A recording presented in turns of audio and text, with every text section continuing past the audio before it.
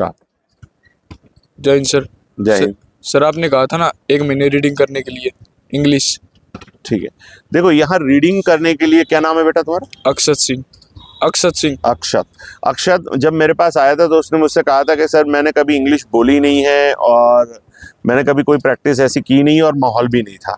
तो देखिए suddenly out of blue मैं अगर किसी ऐसी लैंग्वेज को बोलना चाहता हूँ, कभी मैंने इमोशनली या मैंने कभी बोली ही नहीं है और सडनली आपको, हाँ आपको नॉलेज है उसका, क्योंकि इंग्लिश का नॉलेज हर किसी को है, क्योंकि एज अ वन सब्जेक्ट वो आपकी रहा ही है हमेशा से, बचपन से ही। अगर आप दूसरे हिंदी मीडियम में भी हो तो, अगर इंग्लिश मीडियम में हो तो आपके सारे सब्जेक्ट ही इंग्लिश में, तो एक्चुअली आप यूज़र फ्रेंडली हो इंग्लिश से। तो मैं ऐसे केस में क्या कहता हूँ कि जब बोलने की बात आती है तो सबसे पहले जो रिस्पॉन्सिबल पार्ट होता है आपको बुलवाने का, वो होता है आपका माउथ मसल्स। तो इसके लिए मैंने अक्षत को कहा था कि सबसे पहले कि आपको आपकी इंग्लिश इम्प्रूव करनी है, स्पोकन इंग्लिश इम्प्रूव करनी है, तो सबसे पहले आप ऐसा काम करो कि आप माउथ मसल्स को ट्रेन करना शुरू कर दो। इसके लिए मैंने इसे कहा था कि जो भी ऐसा बिगिनर लेवल का जो लिटरेचर है वो रीड करे, लेकिन वो रीडिंग का स्टाइल कैसा हो, जैसे कि आप बात कर रहे हो किसी से, क्लासरूम वाली रीडिंग नहीं, फ्लैट रीडिंग नहीं, जैसे आप वाकई बात कर रहे हो, ठीक है। तो इस तरह से होना चाहिए। अब इसने कहा है कि सर मैंने 1 महीने तक प्रैक्टिस की है, हो सकता है तेरा माउथ मसल्स थोड़ा सा ओपन अप हुआ हो, तुझे फ्रीनेस, इससे आपको हेल्प ये मिलती है कि जब आप आपके इमोशंस को, आपके नॉलेज को जब बोलना शुरू करोगे तो क्या होगा कि आपका माउथ मसल जो है आपको रोकेगा नहीं। अब मसल्स मेमोरी है, इसे मसल्स मेमोरी कहते हैं। अब ये होता क्या है कि मान लीजिए आप राइट हैंडर हो, आप राइट हैंड से लिख सकते हो, ठीक है, पर इस वक्त मैं आपको लिखने का नॉलेज तो है ही। अब मैं कहता हूं आप लेफ्ट हैंड से लिखिए, आप लेफ्ट हैंडर नहीं हो पर लेफ्ट हैंड से लिखने को कह रहा हूं, क्या आपको नॉलेज है ना लिखने का? है। पर अब मैं कह रहा हूं लेफ्ट हैंड से लिखिए, क्या आपको आपका लेफ्ट हैंड हेल्प करेगा लिखने के लिए? तो क्या मैं कहूंगा आपको लिखने का नॉलेज नहीं है? पर आपका लेफ्ट हैंड जो मसल्स है वो आपको हेल्प कर रहा है? नहीं कर रहा है, लेकिन राइट हैंड तो कर रहा है। तो इसी तरह से आपको इंग्लिश का नॉलेज होते हुए भी जब आप इंग्लिश बोलना शुरू करते हो तो सबसे बड़ा जो हर्डल है वो ये है कि आपका माउथ मसल्स वो इतना खुला हुआ नहीं है, उसने इतनी पर्याप्त मात्रा में कभी इंग्लिश बोली ही नहीं है कि जब आपको 100% नॉलेज भी है। बहुत से स्टूडेंट्स कहते हैं कि सर मुझे तो बहुत अच्छा नॉलेज है, फिर भी मैं नहीं बोल पाता, 1-2 मिनट बोलता हूँ फिर रुक जाता हूँ और स्विच कर देता हूँ अपनी लैंग्वेज में। वो कारण ये है कि उसका माउथ मसल्स जो है वो है। अब लेफ्ट हैंड से लिखोगे तो क्या होगा, अभी धीरे से लिखोगे और क्लियर भी नहीं होंगे हैंड राइटिंग। बस यही आपके हालात किस में हो रहे हैं, इंग्लिश में, कि नॉलेज बेस्ड स्पीकिंग शुरू कर दी और आपको क्या अभी महसूस होगा कि आप बोलना शुरू करोगे लेकिन माउथ थक जाएगा, माउथ हेल्प नहीं करेगा, ठीक है। तो ये सबसे बड़ा प्रॉब्लम है। अब सबसे पहला रूल कि अगर आपका माउथ मसल्स ठीक है तो दूसरा जो स्टेप है वो ये है कि अब आपको आपके इमोशंस को ट्रेन करना शुरू करना है इंग्लिश के अंदर। अगर आपका इमोशन ट्रेंड हो गए तो इमोशंस कहाँ से ट्रेंड होंगे, इमोशंस की कौन सी ऐसी चीज़ें जो आप ट्रेंड करो।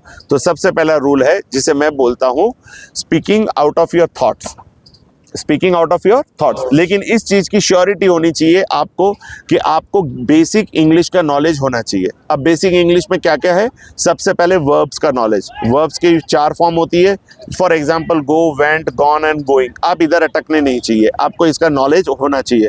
दूसरा आपका माउथ मसल्स ठीक ठाक होना चाहिए। अब मैंने क्या बताने जा रहा हूँ कि अगर आपको डीप स्पीकिंग करनी है, अब ये डीप स्पीकिंग क्या है, एक्चुअली जो मैं अभी हिंदी में कर रहा हूँ that is called deep speaking.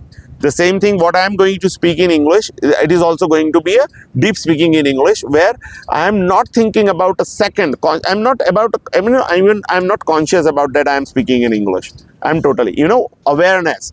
When I am speaking in Hindi, am I aware that I am speaking in Hindi? No, I am not aware. I am subconsciously speaking. You can say I am not actively speaking, inactively speaking in Hindi. The same way when I am speaking in English just now, I am not active. My brain is not active. I am inactively speaking in English. Means there is something in me. My emotions are picking up the words, right? I am not actively picking up the words, in English, that this word is going to come next, this I am going to speak.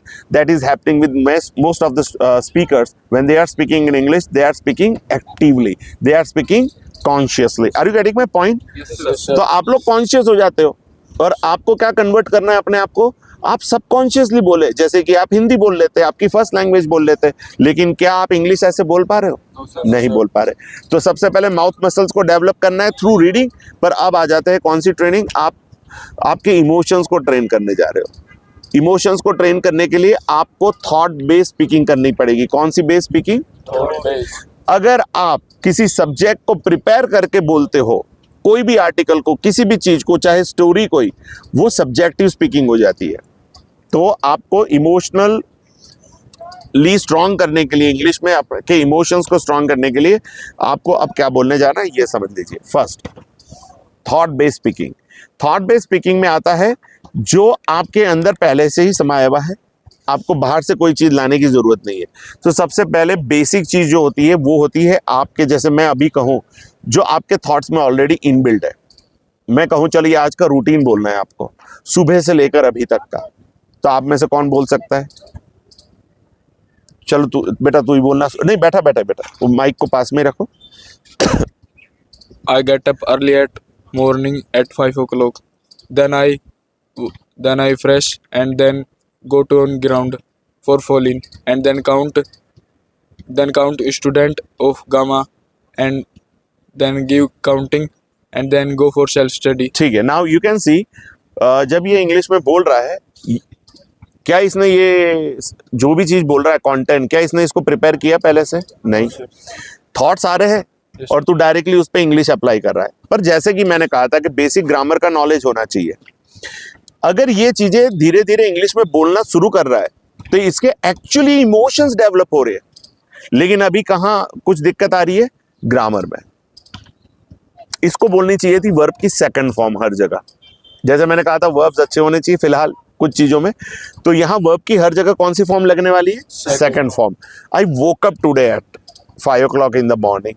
After then I went to this, then I counted the students in falling, then I did this. ये सारी जगह पर कौन से चीजें लग रही है?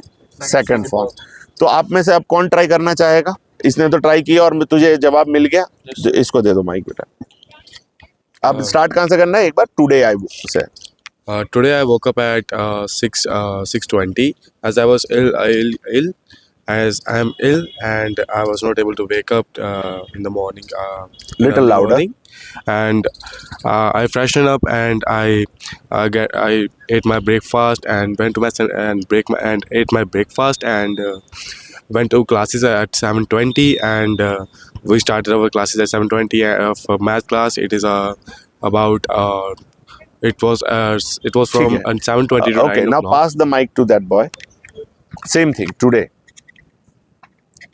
Today I get up on 5 a.m. and I went to come to Falling and stay in